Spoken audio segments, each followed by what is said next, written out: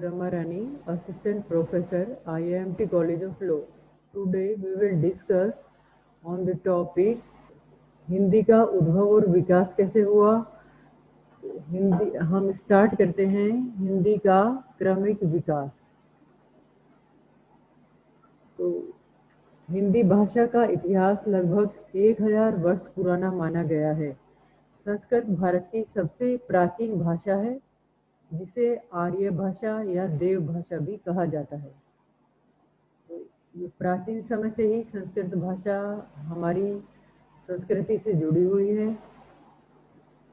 इसमें हमारे जितने भी महाकाव्य हैं, रामायण है जो कि वाल्मीकि के द्वारा लिखी गई है, वो सब संस्कृत में ही लिखी गई है।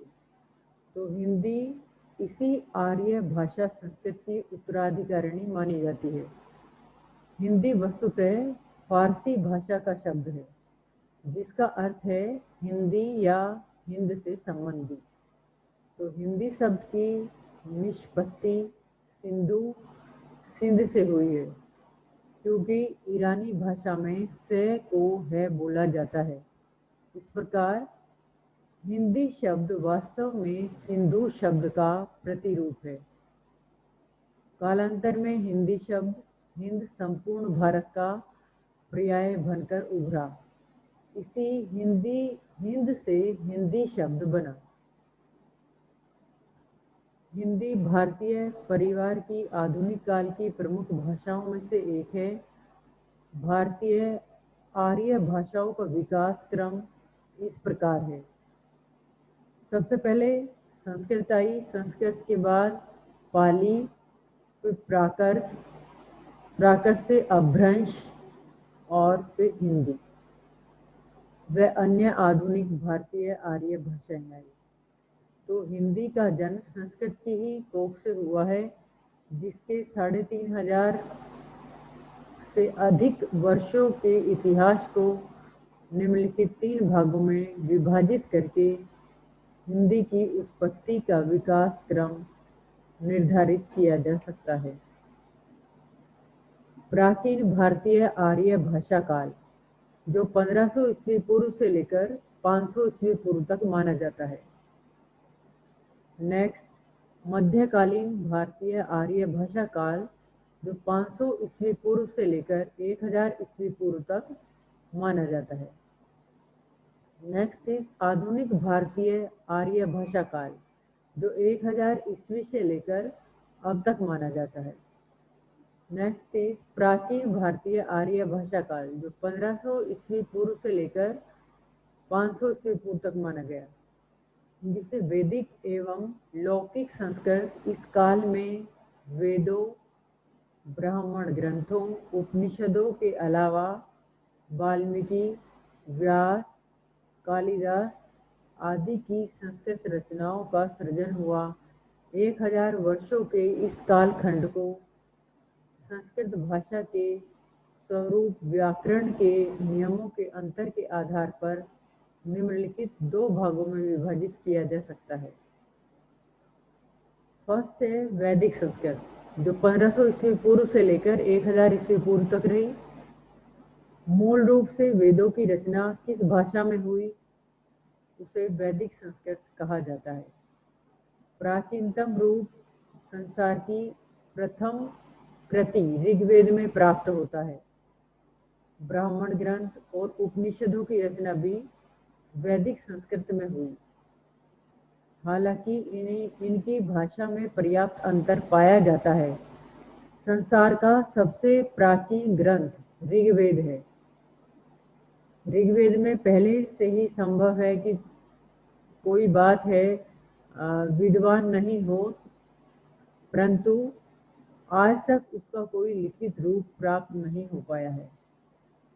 इससे हम अनुमान लगा सकते हैं कि संभवतः आर्यों की सबसे प्राचीन भाषा ऋग्वेद की भाषा अर्थात वैदिक संस्कृत ही थी। नेक्स्ट इज लौकिक संस्कृत। लौकिक संस्कृत की जो समाधि है वो 1000 ईस्वी से लेकर 500 ईस्वी तक मानी जाती है। दर्शन ग्रंथों अतिरिक्त संस्कृत कालिदास का उपयोग साहित्य से में भी हुआ। इसे लौकिक संस्कृत कहते हैं। वाल्मीकि, व्यास, कालिदास आदि की रचनाएं इसी में हैं। वेदों के अध्ययन से हमें स्पष्ट रूप से हम देख सकते हैं कि कालांतर में वैदिक संस्कृत के स्वरूप में भी बदलाव आता चला गया। कात्यायन ने संस्कृत भाषा की बिगड़ते स्वरूप का संस्कार किया और इसे व्याकरणबद्ध किया। पाणिनि ने नियमीकरण के बाद ही संस्कृत वैदिक संस्कृत से काफी भिन्न है, जिसे क्लासिकल संस्कृत कहा गया। हमारे रामायण, महाभारत, नाटक, व्याकरण आदि ग्रंथ लौकिक संस्कृत में ही लिखे गए हैं। हिंदी संस्कृत की है।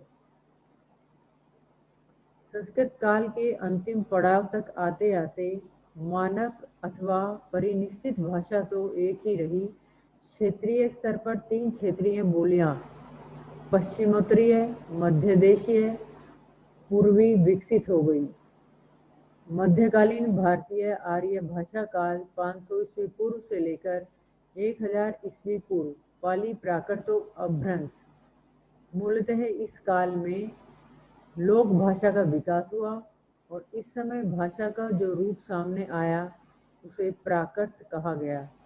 वैदिक और लौकिक संस्कृत काल में बोलचाल की जो भाषा दबी हुई थी उसने अनुकूल समय पाकर सिर उठाया, जिसका प्राकृतिक विकास प्राकृतिक रूप से व्याकरण ने प्राकृत भाषाओं की प्रकृति संस्कृत को मानकर उसे प्राकृत शब्द की व्युत्पत्ति की।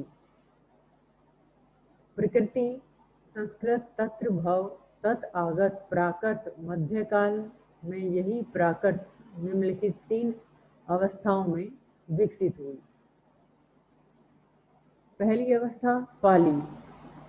500 ईस्वी पूर्व एक संस्कृत कालीन बोलचाल की भाषा विकसित होते होते या कहें कि सरल होते होते 500 ईस्वी पूर्व के बाद काफी बदल गई, जिसे पाली नाम दिया गया। सबसे पहले संस्कृत थी, फिर 500 ईस्वी पूर्व तक के बाद आते आते वह पाली के रूप में बदल गई। पुरानी प्राकृत और भारत की प्रथम देश भाषा कहा जाता है इसको। मगध प्रांत में उत्पन्न होने के कारण श्रीलंका के लोग मागधी भी कहते हैं इसको। कि पाली भाषा में बोलचाल की भाषा का जो शिष्ट है और मानक रूप प्राप्त होता है, आते आते क्षेत्रीय बोलियों की संख्या 3 से बढ़कर 4 हो गई। नेक्स्ट इज प्राकृत। प्राकृत ईस्वी से 500 ईस्वी तक आते आते यह बोलचाल की भाषा और परिवर्तित हुई तथा इसको प्राकृत की संज्ञा दी गई। सामान्य मतानुसार जो भाषा वो संस्कृति और बोलचाल की आम भाषा थी तथा सहज ही बोले जाने वाली समझी जाती थी, संभवतः है प्राकृत कहलाई। क्षेत्रीय बोलियों जिसमें शौरसेनी, पैसाची, ब्राज, महाराष्ट्र, मागधी और अर्धमागधी आदि प्रमुख भाषा हैं। भाषा वैज्ञानिकों ने प्राकृतिक के 5 प्रमुख भेद स्वीकार किए हैं। भाषा वैश्विक दृष्टि से अपभ्रंश भारतीय आर्य भाषा के मध्यकाल के अंतिम अवस्था है, जो प्राकृत और आधुनिक भाषाओं के बीच की स्थिति है। कुछ दिनों के बाद प्राकृत में भी परिवर्तन हो गया और लिखित प्राकृत का विकास रुक गया, परंतु जो कथित प्राकृतिक स्थान है वो परिवर्तित होती गई। लिखित प्राकृत के आचार्यों ने इसी विकास पूर्ण भाषा का उल्लेख अपभ्रंश नाम से किया। इन आचार्यों के अनुसार अपभ्रंश शब्द का अर्थ है बिगड़ी हुई भाषा था।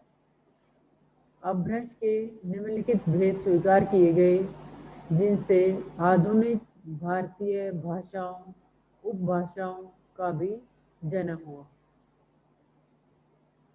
शौरसेनी पश्चिमी हिंदी, राजस्थानी और गुजराती, पैसाची, पंजाबी, हांडी, सिंधी, महाराष्ट्र, मराठी, मगधी, बिहारी, बांग्ला, उड़िया, असमिया, पूर्वी हिंदी। अतः यह कहा जा सकता है कि हिंदी भाषा के बाल विकास अब हंस के शौरसैनी मागधी और अर्धमागधी रूपों से हुआ है। आधुनिक भारतीय आर्य भाषा काल 1000 ईस्वी से लेकर अब तक हिंदी एवं अन्य आधुनिक आर्य भाषाएं 1100 ईस्वी तक आते आते मध्य आर्य भाषा काल समाप्त हो गया और आधुनिक भारतीय भाषाओं का युग आरंभ हुआ। स्वतंत्रता संग्राम के समय हिंदी भाषा के स्वतंत्रता संग्राम में हिंदी और हिंदी पत्रकारिता की पूर्ण भूमिका रही। स्वतंत्रता संग्राम के समय हिंदी भारत के स्वतंत्रता संग्राम में हिंदी और हिंदी पत्रकारिता की पूर्ण भूमिका रही। महात्मा गांधी सहित अनेक राष्ट्रीय नेता हिंदी राष्ट्रभाषा के रूप में जाने गए थे। तो स्वतंत्रता के बाद हिंदी भारत के स्वतंत्र होने पर हिंदी को भारत की राजभाषा घोषित किया गया। इंटरनेट युग में भी हिंदी का चलन है। हिंदी भाषा की जितनी मांग है इंटरनेट को उतनी उपलब्धता नहीं है, लेकिन जिस रफ्तार से भारत में इंटरनेट का विकास हुआ है उसी तरह से यह इंटरनेट पर छा रही है। तो जो हिंदी भाषा का उद्भव है, इस सबसे पहले जो प्राचीन भाषा से संस्कृत, वैदिक संस्कृत आई, फिर लौकिक संस्कृत आई, फिर मध्यकाल भाषा में पाली आया, प्राकृत आई, फिर अपभ्रंश आया, अवहट आया। तो उसके बाद में आधुनिक जो आधुनिक कालीन भाषा है, प्राचीन हिंदी भाषा है, मध्यकालीन हिंदी भाषा, आधुनिक कालीन हिंदी भाषा। तो इस तरह से हिंदी का विकास हुआ। तीनों कालों की जो हिंदी का विकास है वो उसकी ध्वनि के आधार पर, व्याकरण के आधार पर, शब्द भंडार और साहित्य में उसका प्रयोग, ब्रजभाषा, खड़ी बोली, अवधि, इस तरह से इसका क्रमिक विकास हुआ। तो जो हिंदी की उत्पत्ति का क्रम है वो सबसे पहले संस्कृत, फिर पाली, फिर प्राकृत, अपभ्रंश, अवहट और प्राचीन हिंदी भाषा, इस तरह से इसका क्रमिक विकास हुआ। तो जो हिंदी का जो उद्भव है और विकास है, सबसे पहले वैदिक संस्कृत काल, वैदिक संस्कृत आई, फिर लौकिक संस्कृत आई, फिर हिंदी की व्युत्पत्ति हुई। हिंदी शब्द का विकास हुआ सिंधु से हिंदू, और हिंदू में हिंद प्लस बड़ी ई इसको मिलाया गया जिससे कि हिंदी बना। तो हिंदी का जो विकास है सबसे पहले आदिकाल आया, इसमें 1000 ईस्वी से लेकर के 1500 ईस्वी तक। तो हिंदी भाषा अपने आदिकाल में सभी बातों में अपभ्रंश के बहुत अधिक निकट थी, क्योंकि उसी से हिंदी का उद्भव हुआ था। आदिकालीन हिंदी की जो विशेषताएं हैं वो इस प्रकार हैं। उसमें जो ध्वनि थी आदिकालीन हिंदी में, जो मुख्य ध्वनियां थी, जैसे उसके अपभ्रंश में केवल 8 स्वर थे। तो ए, आ, ई, छोटी, बड़ा ऊ, ए, ओ, 8 स्वर मूल स्वर थे जो आदिकालीन हिंदी में 2 नए स्वर और आए,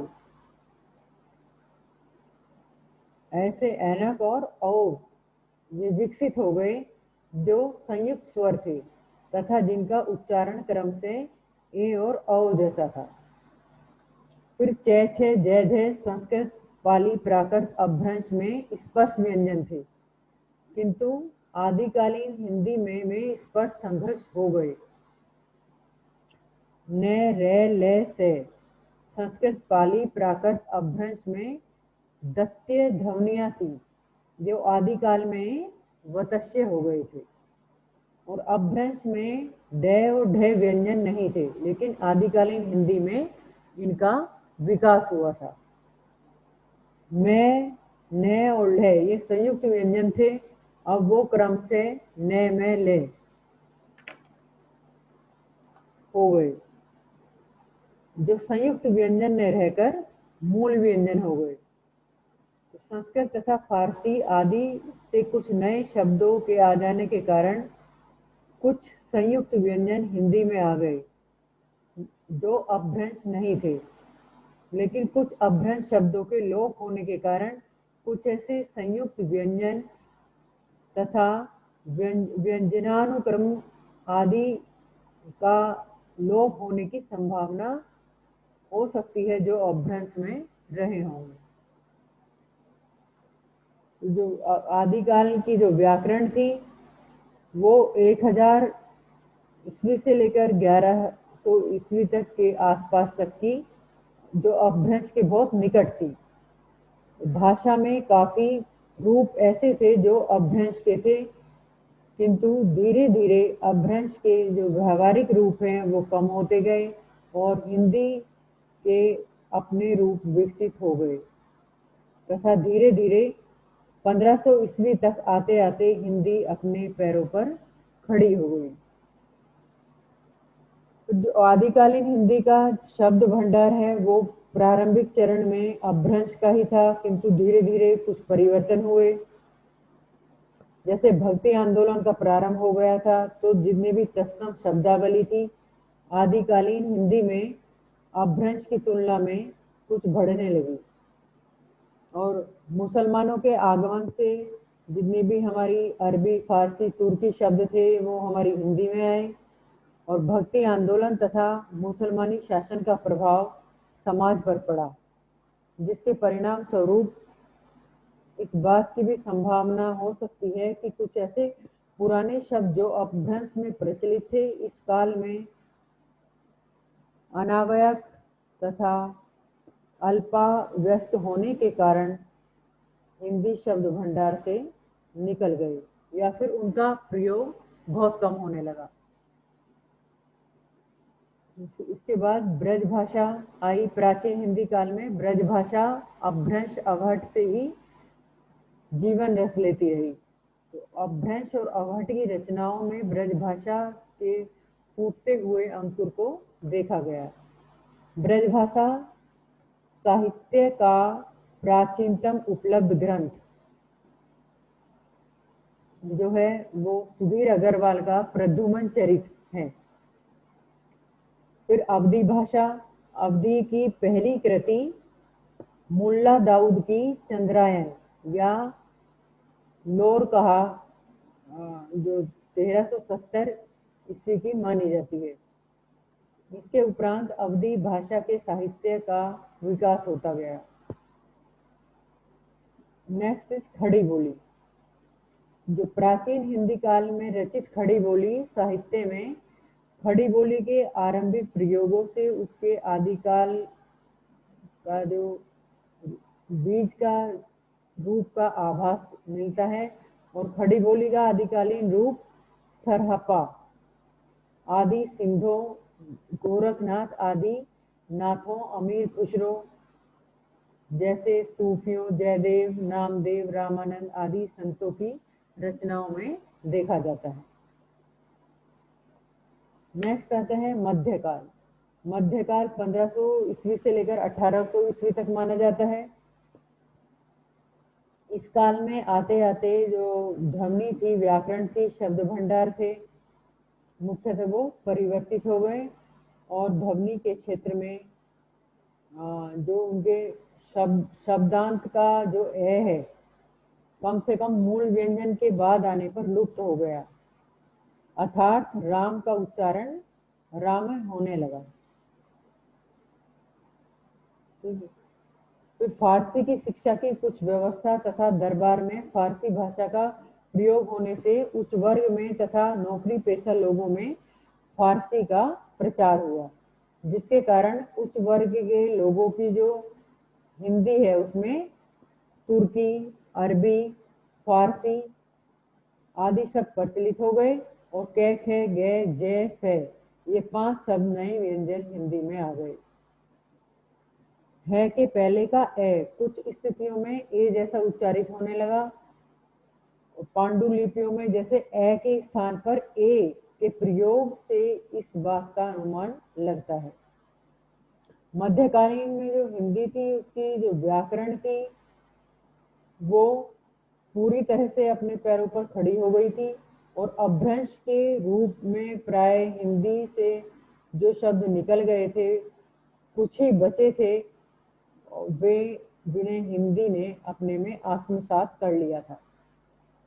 आदिकालीन भाषा की तुलना में और भी वियोगात्मकता हो गई थी और संयोगात्मकता रूप और कम हो गए थे। नेक्स्ट इज जो उच्च वर्ग थी उसमें फारसी का प्रयोग होने लगा था और हिंदी वाक्य रचना फारसी वाक्य रचना से प्रभावित होने लगी थी। जो मध्यकाल में शब्द भंडार था वो फारसी शब्दों का प्रयोग होता था, उसमें अरबी शब्दों का प्रयोग होता था, पश्तो, तुर्की आदि शब्द ये हिंदी में आ गए थे और कुछ शब्द विदेशी भाषाओं से भी आ गए थे और फारसी के कुछ मुहावरे और लोकोक्तियां भी आ गई थी।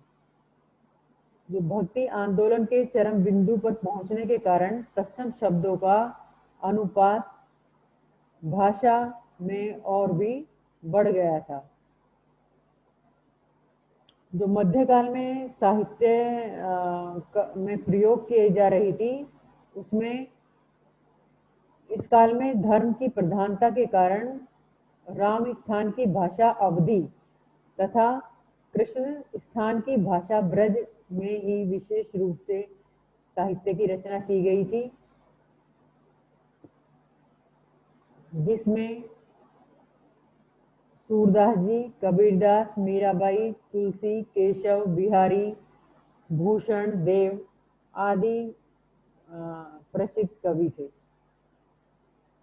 मध्यकाल में ब्रज भाषा में बहुत सारी रचनाएं लिखी गई सूरदास जी के द्वारा, जैसे सूर सागर है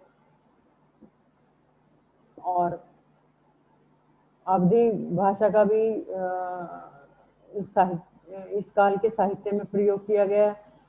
साहित्यिक भाषा के रूप में अवधी भाषा का प्रयोग किया गया। जैसे मंझन ने मधुमालती लिखा, जायसी ने पद्मावत लिखा, उस्मान चित्रावली, इस तरह से अवधी भाषा में भी जो मध्यकालीन युग था उसमें अवधी भाषा का भी प्रयोग किया गया। नेक्स्ट खड़ी बोली। मध्यकाल में खड़ी बोली का मुख्य केंद्र उत्तर से बदलकर दक्कन में भी हो गया। इस प्रकार मध्यकाल में खड़ी बोली के 2 रूप हो गए, उत्तरी हिंद और दक्षिणी हिंदी। तो खड़ी बोली का मध्यकालीन रूप कबीर, नानक, दादू, मूलकदास आदि संत हैं और आलम के सुदामा चरित, जटमल की गोरा बादल की कथा आदि प्रमुख है। नेक्स्ट इज आधुनिक काल। आधुनिक काल को 1800 ईस्वी से अब तक माना जाता है। आधुनिक कालीन हिंदी में जो व्यवस्थित आधुनिक काल में शिक्षा के व्यवस्थित प्रचार के कारण तथा प्रारंभ में हिंदी प्रदेश में अनेक क्षेत्रों में जो जैसे कचहरियों की भाषा थी वो उर्दू होने के कारण कै, खे, गे, जय और फे जो मध्यकाल में केवल उच्च वर्गों के थे या फारसी पढ़े लिखे लोगों तक प्रचलित थे, इस काल में प्राय 1947 तक सुशिक्षित लोगों में खूब प्रचलित हो गए। किंतु स्वतंत्रता के बाद स्थिति बदली और अंग्रेजी में प्रयुक्त होने के कारण जय और फे एक सीमा तक और अब भी प्रयोग में है, किंतु कै, खे, गे के ठीक प्रयोग में कमी आ गई। नई पीढ़ी कुछ अपवादों को छोड़कर इनके स्थान पर प्राय कै खे गे बोलने लगी। हिंदी की उर्दू शैली में इन पांचों का ठीक उच्चारण मिलता है। तो अंग्रेजी शिक्षा के प्रचार के कारण कुछ शिक्षित लोगों में आ ध्वनि भी हिंदी में प्रयुक्त हो गई, जैसे कॉलेज, डॉक्टर, ऑफिस आदि। पश्चिमी हिंदी क्षेत्र में ये स्वर मूलतः मूल स्वर के रूप में उच्चारित होते हैं और पूर्वी हिंदी क्षेत्र में अब भी ये आए। मध्यकाल में ए का लोप शब्दांत में तथा कुछ स्थितियों में अक्षरांत में होना आरंभ हुआ था। आधुनिक काल तक आते आते यह प्रक्रिया पूरी हो गई। अब हिंदी में उच्चारण में कोई भी शब्द अकारांत नहीं है। जो कि आदिकाल में जो व्याकरण है वह विभिन्न बोलियों के व्याकरणिक अस्तित्व का प्रारंभ हो गया और मध्यकाल में उनमें से इस प्रकार के मिश्रण की काफी कमी हो गई। सूर, बिहारी, देव आदि की जो ब्रज भाषा है, जायसी, तुलसी आदि की अवधि इस बात का प्रमाण है। तो आधुनिक काल तक आते आते ब्रज, अवधि, भोजपुरी, मैथिली आदि कई बोलियों का व्याकरणिक अस्तित्व इतना स्वतंत्र हो गया कि उन्हें बड़ी सरलता से भाषा की संज्ञा दी जा सकती थी। तो प्रेस, रेडियो, शिक्षा आदि व्याकरणिक विश्लेषण आदि के प्रभाव से हिंदी व्याकरण का रूप काफी स्थिर हो गया।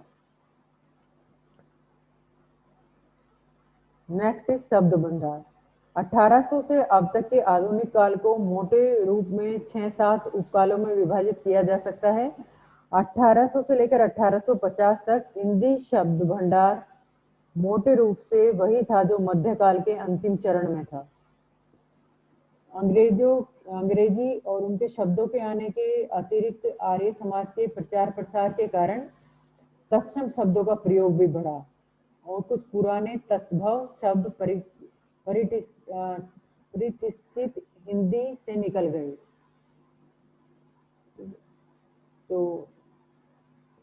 इस तरह से जो आधुनिक काल की जो साहित्य में प्रयोग किया गया इस भाषा का, तो वो आधुनिक काल राजनीति का काल है और इस भारतीय राजनीति के केंद्र में दिल्ली की भाषा खड़ी बोली, ब्रज, अवधि आदि को पीछे छोड़कर प्राय एकमात्र हिंदी क्षेत्र की साहित्यिक अभिव्यक्ति का माध्यम बन गई। और इन बोलियों में यदि कुछ भी लिखा जा रहा है तो अपवादतः यही खड़ी बोली हमारी राजभाषा और राष्ट्रभाषा भी बन गई है। इस तरह से हमारा हिंदी भाषा का उद्भव और विकास हुआ। तो समाचार पत्र से लेकर हिंदी ब्लॉग तक अपनी उपस्थिति दर्ज करा रहा है। साधुवाद तो गूगल को भी जाना जाता है, जिसने हिंदी में खोज करने की जगह उपलब्ध कराई।